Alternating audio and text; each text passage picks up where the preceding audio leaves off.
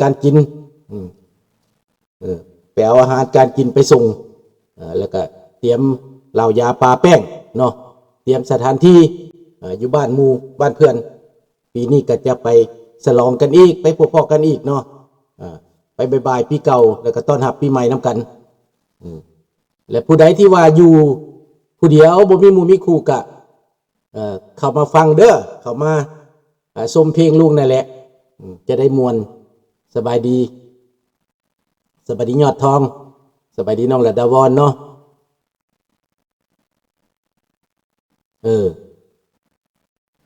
เบิ่งไปมันจะมีดอกอันนั้นพอลุงเขียนเนื้อคอมันก็เป็นภาษาต่างประเทศเนาะพอลุงเขียนให้ลุงเป็นคนเบิ่งง่ายนะก็เกี่ยวกับมันก็เกี่ยวอยู่ในวันที่30นี่เริ่มแต่วันที่20มานี่ยังมีเพลงหลายเนาะ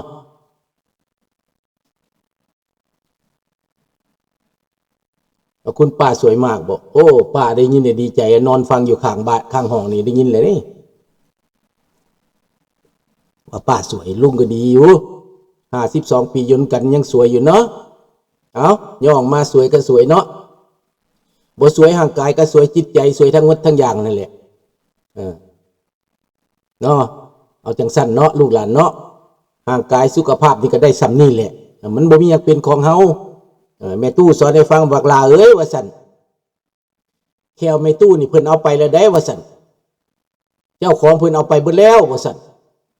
เจ้าของบ่ฮู้จักตอนยังน้อยแม่ตู้เว้าแน่นั้นไผมาเอาไปว่าสั่นอยากให้แล้วเนาะมันคือใจดำแท้ว่าสั่นโอ้ยว่าสั่นเจ้าของผู้เพิ่นให้เฮานี่แหละเพิ่นเอาไปเบิดแล้วว่าสั่นแต่บ่เข้าใจซะว่าความเฒ่าความแก่น่ะมันแค่บ่มีนะหายไปเป็นเจ้าของเพิ่นเอาไปแล้วอ่ะจักหน่อยตาเพิ่นก็สิเอาไปหูเพิ่นก็สิเอาไปเนื้อหนังห่างกายเพิ่นก็สิเอาไปว่าซั่นแฮงใจหายขึ้นเด็กน้อยเนาะบ่จักแม่นไผมันใจดำแท้ว่าซั่นแม่นเพิ่นว่าแม่นนั่นแม่นเกิดแก่เจ็บตายเพิ่นว่าแต่ว่ามันเป็นวนเวียนของงั้นน่ะชีวิตมันเป็นแบบนั้นเพิ่นว่าเฮาละบ่ฮู้จักตอนยังน้อยสบายดีตาเนาะมื้อนี้เข้ารายการเลยนะมื้อนี้เนาะขอสบายดีพี่น้องทุกท่านพี่น้องทางลาวทางไทยอยู่ไสก็แล้วแต่ที่หักหอมเสรีภาพและประชาธิปไตยทุกท่านพี่น้อง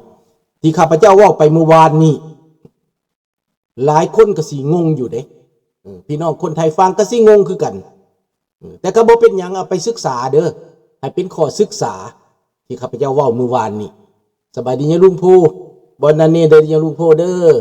อยู่ดีมีแฮงคำเป็นห่มโพห่มไส้เป็นหอสมุดบันทึกความจำให้ลูกให้หลานเด้อลุงพูน่ะเพิ่นจำได้ดีเพราะเพิ่นเป็นข้าราชการเด้เพิ่นเป็นอดีตข้าราชการและเพิ่นรู้จักอันใดเป็นอันใดเนาะและเป็นอย่างทุกมื้อนี้เขาจึงเอาแก้วมาปั้นหุ่นเสิร์ชไว้อยู่ในลาวคนลาวนี่เกิดขึ้นมาบ่ฮู้ข้าพเจ้าได้ล่มสายกับหมู่ข้าพเจ้าเมื่อวานนี้ลาวว่าอยู่เมืองลาวหั่นน่ะคนลาวเขาบ่ได้เป็นตัวเองแล้วได้เด็กน้อยนี่น่ะมันเสียแล้วได้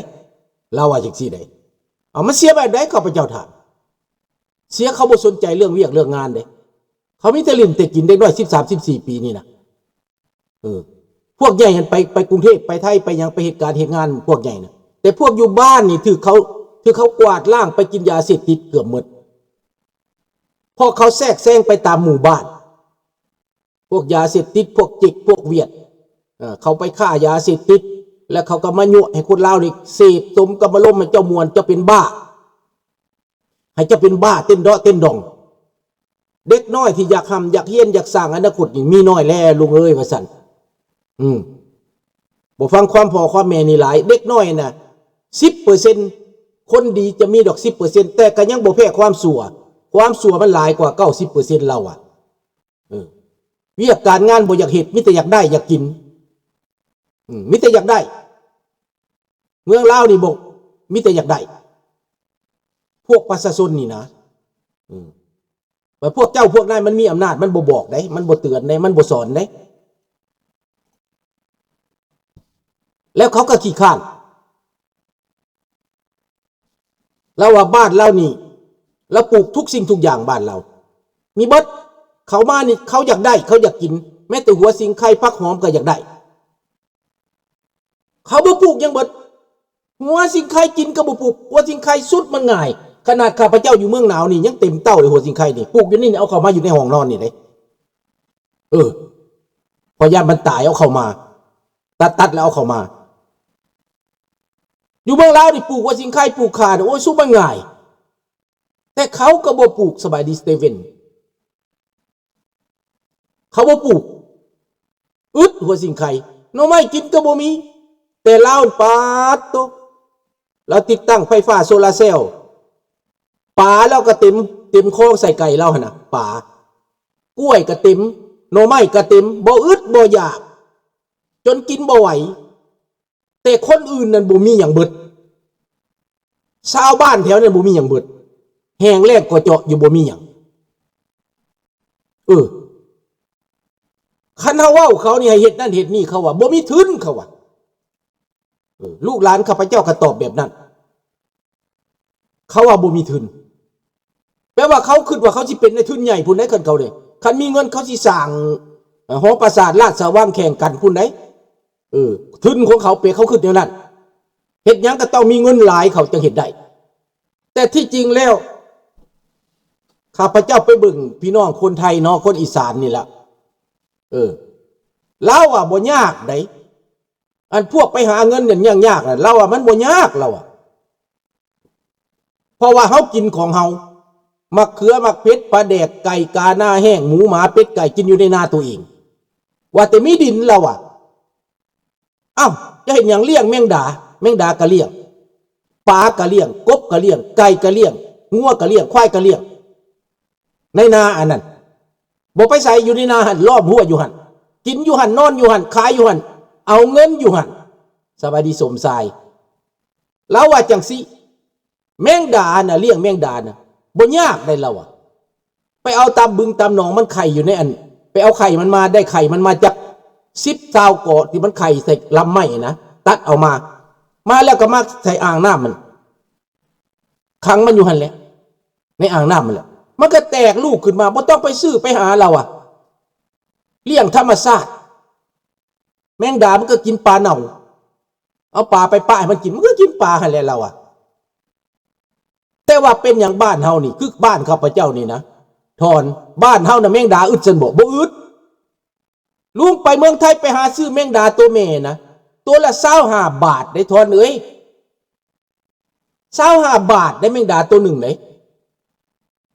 คันตัวไข่นี่30 บาทพุ่นได้ทอนและบ้านเฮานี่แมงดานี่บ่อึดได้บ่อึดแมงดาน่ะบึงบัวบึงอ้อบึงแดงโอ้ยพี่น้องเอ้ยบึงบ้านข้าพเจ้าเนี่ยลัก2 ลักกิโลเมตรความยาวมันแมงดาบ่อึดแต่ก็บ่เห็นเอามาเลี้ยงล่ะทรงว่าจังไดจะบอกให้นะลุงรุ่นบรรพบุรุษของลาวแพ้ของแผ่นดินเรียนไม่ได้เสียเงินสักบาทแม่นมีทุนไปเรียนเยอรมันมีทุนไปเรียนบ่ได้เสียเงินสักบาทแล้วแต่ใครจะเรียนในยุคพระมหากษัตริย์แม่นปกครองเข้าโรงพยาบาลก็บ่ได้เสียเงินตะกี้มันบ่มีห้องตะกี้ห้องหมอมโหสถตรงนั้นบ่ได้เสียแม่นแต่ว่ามาในระบอบนี่หั่นน่ะเจ้าเบิ่งเอาบ่แม่นว่าหยังแหละลูกเฮ็ดอยู่ห้องหมอเซโนห้องหมอเซโนปัวคนมาบ่ได้เสียเงินอยากได้ยาก็ไปหาหมอเขาก็เขียนยาให้กูยาเมื่อบ้านบ่จักยาแก้ปวดบ่จักยาปฏิชีวนะแล้วแต่โรคเจ้าเป็นเขาให้ไปขอฟรีขอยานั่นบางคนขอมาแล้วบ่กินมันเน็บไว้อยู่ในหลังคาหญ้ามันก็เสียคุณหมดในยาปฏิชีวนะยาต้านเชื้อแอนติบิโอติกตากแดดบ่ได้เด้อเห็นบ่ล่ะสบายดีสบายเลยสุนเจ้านายส่งเสริมน้ำชลประทานกับปล่อยน้ำประมาณ20 กว่าปีแล้ว ทางนาอ้อมเวียงจันทน์ขายให้จีนหมดแล้วนั่นเป็นจังซั่นแหล้วมันเป็นแบบนี้แหละอีสังกะให้เขาเบิดแหละและประชาชนผู้ทุกข์ผู้ยากได้สิกินหยังแมงดาบ้านเฮาหลายสำหรับกินซื่อๆนะแต่ถ้าเจ้าจะเฮ็ดเศรษฐกิจนะถอนเจ้าไปซื้อตะนางกันตะนางแยงหั่นนะแยงมุ้งแยงกันสีฟ้าหั่นนะมากางอ้อมแล้วก็เลี้ยงแมงดาเป็นไหลเป็นถุงมันได้หลายๆไปขายเป็นเงินมหาศาลได้ถอนบ่ต้องไปปลูกมันให้มันลำบากบ่ต้องไปปลูกยางมันลำบากดอกทั้งได้กินทั้งได้ขายแมงดานี่ขายบ่อั้นแมงดานี่นะแมงดาตัวเมียนี่25 บาท4ตัวต่อ100ง่ายปานหยังลุงไปหาซื้อเกือบบ่มีเหลือแต่แมงดาตัวผู้ตอนลุงไปอยู่เมืองไทยนะแต่ละมื้อลุงไปหาซื้อแมงดาตัวเมียนะ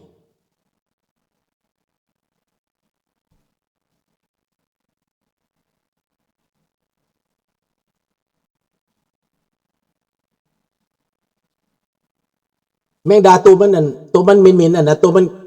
มีกลิ่นน่ะมันตัวผู้หรือตัวเมียก็ลืมซะแหละแต่ตัวมันใหญ่บ่แม่นได้มันบกบ่เหม็นได้เนาะตัวผู้ได้น้อยเนาะแม่นดังนั้นถ้ามันหลายนั่นถอนเป็นเศรษฐกิจเป็นแมงไม้เศรษฐกิจถอนเอ้ยให้คิดเด้อลูกหลานเด้อลุงเว้านี่นะขึ้นก็บ่หลายดอกเลี้ยงปลานำเลี้ยงแมงดานำแล้วเอาไปขายใส่บ่อึดคนซื้อ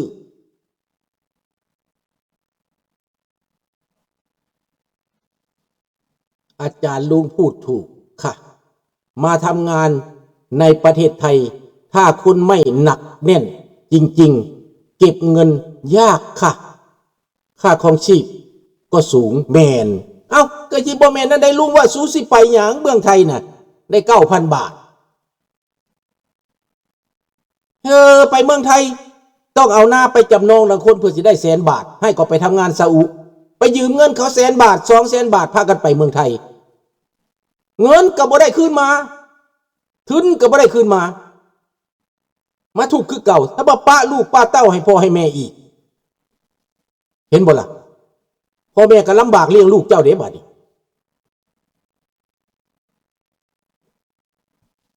เขาบ่คิดเขาบอกแล้วต้นละกอนี่นะต้นมักละกอนี่นะปลูกใส่เต้าก็ได้ปลูกใส่ถังปลูกใส่ขุก็ได้น้ำท่วมก็ยกขึ้นเฮ็ดห้างยกขึ้น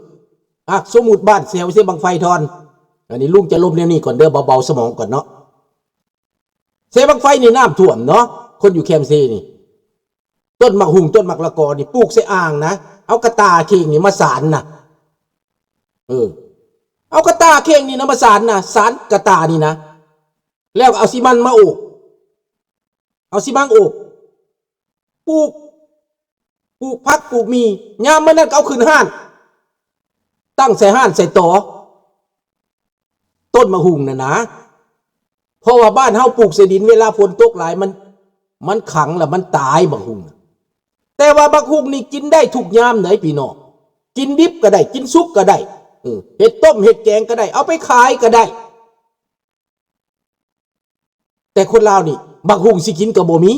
คนบ้านนอกกันไปแนมหาต้นมะฮุงเขาหรือเถื่อไปหลักซ้ำอีก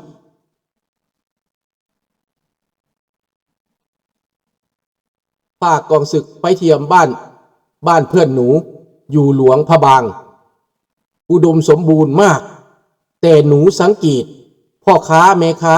เยอะกว่าคนซื้อแม่นที่จริงแล้วที่ลุงเว้านี่บ่แม่นว่าปลูกแต่เศรษฐกิจอย่างเดียวปลูกกินบ่ให้มันอึดมันอยากก็คือเพื่อนลุงที่ไปอยู่นั่นนะไปปลูกนะ เราปลูกเบิดกินบ่ได้ซื้อปลาก็มีอยู่ในหั่นทุกชนิดปลาไก่ก็อยู่หั่นหมูก็อยู่หั่นกล้วยก็อยู่หั่นอ้อยก็อยู่หั่นมักฮุงก็อยู่หั่นแล้วหน่อไม้ก็มีทุกชนิดคนอยู่ในหั่นนะยามแล้งเพิ่นบ่มีหน่อไม้กินแต่เราหั่นหน่อไม้หน่อบักแยมบักใหญ่เฮาขาเฮา